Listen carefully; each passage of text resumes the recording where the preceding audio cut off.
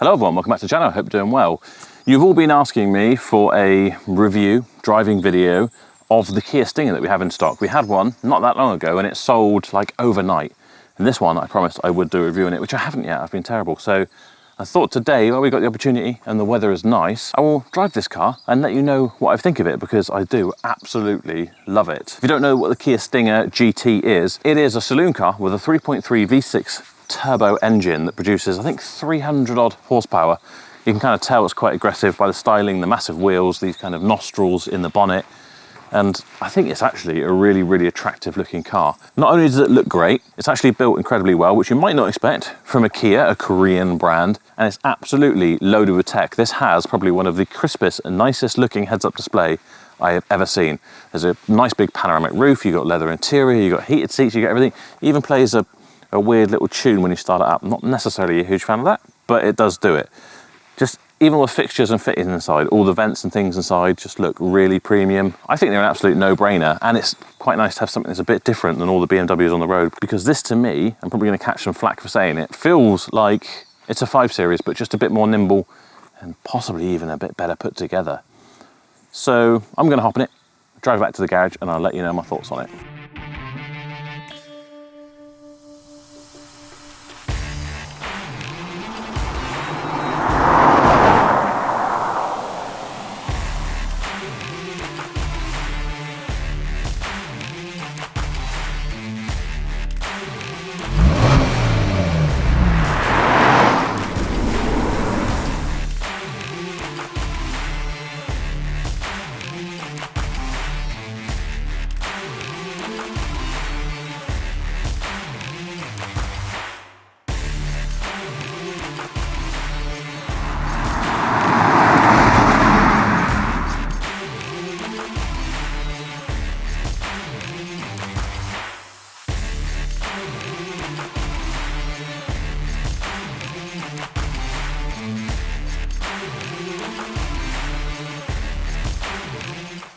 While it is uncharacteristically hot today, I can actually make the most of my cooled seats, which may not be the newest feature in the world, but it's still nice to have. You get a very nice flat bottom steering wheel that's not as chunky as a BMW M Sport steering wheel, but still feels very nice. It's actually got a very nice quality leather on it. What's really nice is that although this is actually quite a quick car, and my favorite characteristic of this car is just how sort of tail and slide happy it is. It's actually remarkably quiet when you're just driving normally. So there's practically no noise at all when you're in normal mode. I've got to try and remember what the modes are actually. But it feels plenty quick and it's really linear. It's just what a lot of people refer to as like Euro quick. You kind of put your foot down and it's just linear, it just keeps going. If we can get past this Hyundai i10 doing 40 miles an hour in a 60, I'll demonstrate. Oh, I've just put it into sport mode and it started squeezing my love handles. It started mashing my own body fat back into itself. The side bolsters on the seat have like stiffened up. I'm sure that's like predeterminable. You can choose when and what you want to happen when you put it in sport mode. What we really need is Sport Plus mode, so the traction control's off, so we can kind of slide this about a little bit, but it is quite busy, so I don't know if we'll get the opportunity to do that. It's obviously got radar as well, because it's warning me about this ancient driver going 30 miles an hour under the speed limit. Should we make the most of it and have a look at our sunroof? So it is more of a... Oh, it's opened. Oh, it's all the way opened off of one push. Interesting. What's interesting is from the outside it looks like you've got like a panoramic roof, like it comes halfway into the rear seats, but it doesn't. It's must just be how it's designed. But everything in here does feel really premium. The gear shifters, the flappy paddles, they're plastic and they feel plastic, which is a bit of a shame because everything else in here, oh no, I say that, it does all feel quite plasticky, but it looks good. You know, the sort of vents, switch gear. It's got a nice leather gear selector, toggle switches down here for the seats. They're all nice. They are plastic, and you can tell that when you feel them, but actually they've done a good job of making it look like it's stainless or something. I got a feeling this is one of those cars that probably sounds quite good from the outside, but inside You don't really get much exhaust note. Good news is I had a meeting at 3, which it now is, which I asked if I could postpone for 20 minutes so we could film this quickly, and they've now given me an hour, not till 4 o'clock. We can take this a slightly more scenic route, get a feel for it. What I wanted to know is whether you can shift manually via the gear lever, but it doesn't look like it. You have to do it on the flappy paddles, which is not the end of the world unless you want to be a child, as I do, obviously. You want to be in first gear pulling out of a junction to exit the junction sideways, and you want to be able to keep one hand on the steering wheel while you're shifting, whereas if you're fully locked up, it's not that easy to use flappy paddles to change gears. Something I always struggle with. Maybe it's the same reason I couldn't play guitar, and my fingers just aren't dexterous enough. While we're stuck in traffic, I'll tell you some of the things that I do really like in here. Sat navs, very crisp, nice, clean. It's a really wide screen, and all the buttons are like really obvious and easy to use.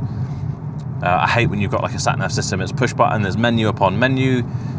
I'm sure this has got some complications to it, but whenever I've tried to use it, it seems to work quite well. We've still got a lot of switch gear in here, so that if you want to put your front heated windscreen on, you just press a button. If you want to turn all your heating controls and climate control off, there's a button for that. You want to turn your temperature up or down, there's a dial for that. You don't have to go like, oh, climate, driver's side, all that sort of stuff that everyone moans about in their car reviews. That's good. I think we've got a wireless charger in here for your phone, which blows my mind. Of course, this is a 22 car, which is in a sort of, I know it's not necessarily a premium mark, but it feels like quite a premium car. I'm not used to driving nice cars this new, especially on just 9,000 miles.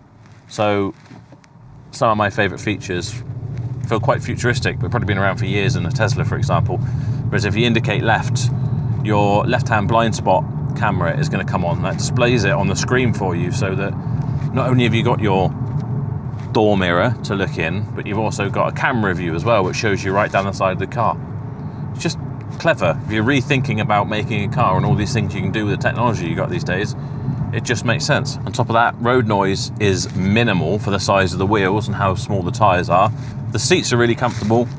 The leathers are really nice quality. And this is one of those cars, I'm sure someone, like some car reviewer when these were new, hid all the badges and asked people what they were, and very few said it was a Kia, I imagine. They thought it was a BMW or a Mercedes or something along those lines.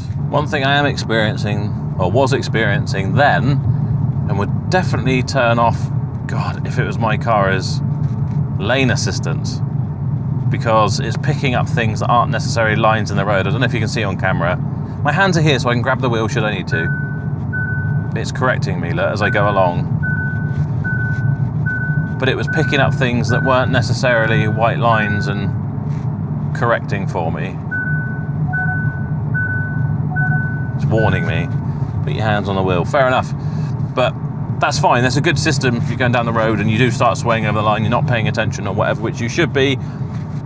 But I was driving along then, it was obviously picking up, you won't be able to see, but there's kind of like, you know, you get those what look like wet sections of tarmac where maybe it's got a lot of rubber on or something. I think it was picking up on that as being a line. So while I was driving well within the lines, it's quite a wide lane on this road. It was like started to steer for me, which is a horrible feeling. I imagine it's quite easy to turn that off. Oh, I've pressed it and now it's got a steering wheel. So is that me asking it to steer? Now it's flashing. It's gone off. Don't know. This is where the technology has its downsides because it's too complicated.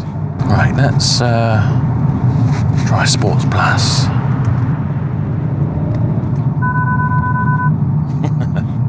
Quick blip of the throttle and it's warning me I'm about to crash into the back of the Fiat 500 in front of me. So far, sound-wise, it is a bit lackluster. We'll get the windows down. It could just be that this car comes alive when you get the revs up a little bit, and we haven't had the chance yet. Right, slightly quite a bit of road, but not completely, so...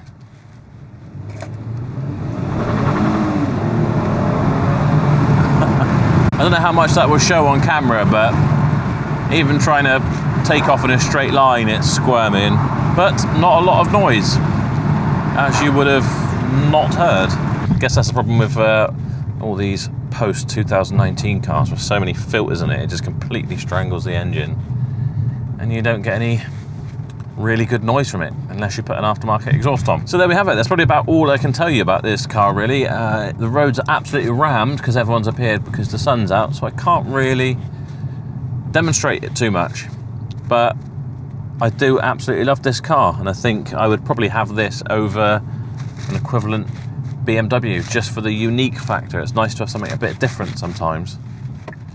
And also, it completely flies under the radar as well for a lot of people. Unless you know what it is, most people aren't expecting it to be 300 plus horsepower. So there we have it. You asked for a test drive on the Kia Stinger, and that was it. So thank you so much for watching. Hope you've enjoyed it. Bit of a different one for us because I don't really normally review cars, but while we had the opportunity and you've been asking for it, who am I to say no?